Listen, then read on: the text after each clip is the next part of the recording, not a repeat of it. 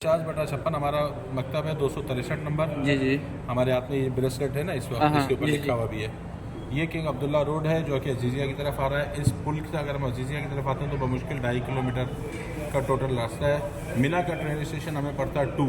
अच्छा। अब हमने अगर ट्रेन को इस्तेमाल करना है तो खेमे से दूसरे स्टेशन पर आना होगा मिना के, ऑनवर्ड जमरात जाना है, वापसी आना है, वॉट जो भी हमने करना है। यहाँ से जमरात किधर है?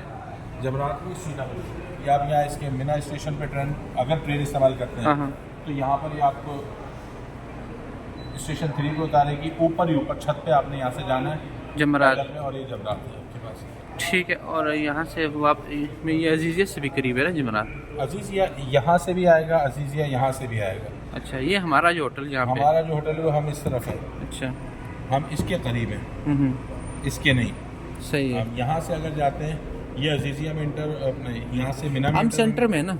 हाँ, हम यहाँ से मिना में इंटर होंगे तो फिर हमें यहाँ मेरा ख्याल है कि कम से कम 4 किलोमीटर का फासला है।